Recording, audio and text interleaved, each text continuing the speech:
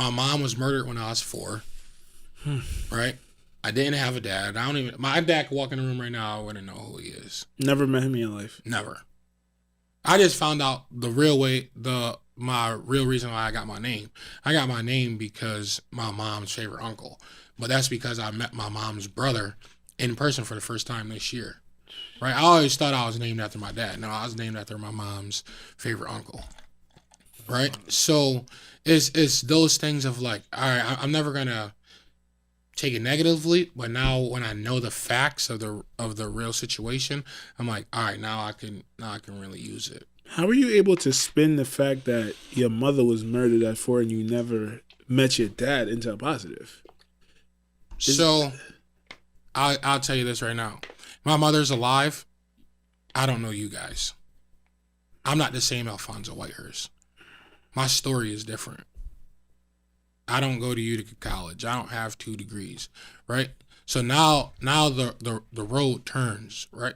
When everyone grows up, you start off on a straight path, but the things that happen in your life is what veers you off to each side, right?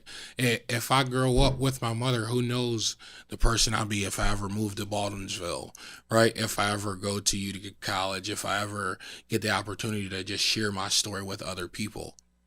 Because your story is what is who you are at the end of the day. Your name when you die is all that's left. Mm-hmm. Right? So that's always been my biggest thing of like trying to think of it that way. And I'll say that death isn't easy. Like the 4 years old, you don't really have a lot of memories. But the last memory I have of my mom is we went to her house the Sunday after church with our grandma. We went, we seen her, we gave her a hug. The last words our grandma said to her was, I don't really like this neighborhood anymore. Like, I feel like you should move. Gave our mom a hug, got in the car. And that's the very last time I ever.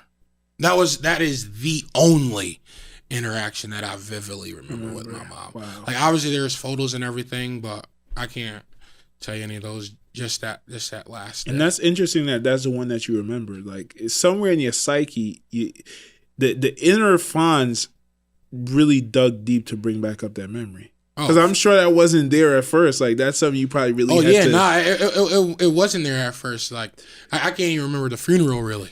All I know from the funeral is we weren't able to go inside the funeral. That's interesting. But that one last time actually seeing her in person is just always vivid in my mind. At what age? So nothing even remotely close. But my mom left when I was a kid, right? When I was 4, ironically at 4, and the next time I seen her, I probably was like 8 years old.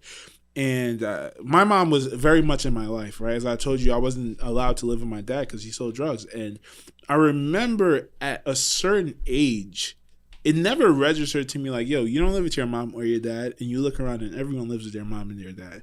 And I remember a certain age where it hurt me. Like, I felt it. Probably was like at 9 or 10, like, yo, I'm really different. Like, I had a great family around me, but just knowing that mother-father love wasn't there with you in the household, I remember that specific moment. When did you, because your mom died at 4, you don't remember much, but at what age did you sit down and say, fuck, I don't have my mom? Or even with your dad too, saying like, damn, my mom died, my dad is not here. When did you really was able to soak in your emotions for that? Or have you ever done it? Or have you just been on straight momentum?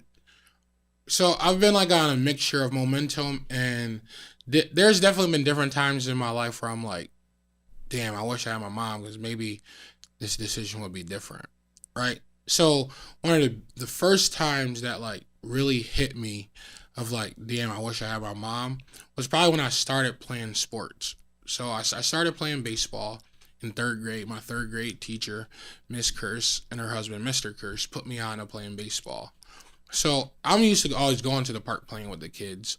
But the very first baseball game of like seeing everyone's parents actually there and like their parents actually cheering for them would probably be the first time where it hit me of like, damn, I really don't got a single parent out there like supporting. But after initial of like, damn, I don't have a single supporter, I resulted back into like, all right, I gotta find the positive in this though. My friends' parents are out here cheering for me. They've provided different things for me. My teacher is here, her husband is here, and I have these people that like still support me, right? And I'll honestly say my biggest fear in life was always believing in myself, right? What do you mean by that? What I mean by that is believing that I could achieve whatever I wanted to actually achieve, but doing it by myself, right? So I always used to think that I needed like a parent to be successful. I needed someone older to help me guide where I'm gonna go. And once I believed that other people believed in me, that's what really got my ball going of, all right, people believe in me. Like, I don't got shit to be afraid of. There's nothing I can lose, nothing that I can forget. Like, people believe in me, I gotta believe in myself now. And ever since I started believing in myself, like, I've just taken over the world as my own. Ever told on a nigga? No. Ever squeezed the trigger? Yeah. Ever set a nigga up? No. Ever helped a brother out when he was down on his luck?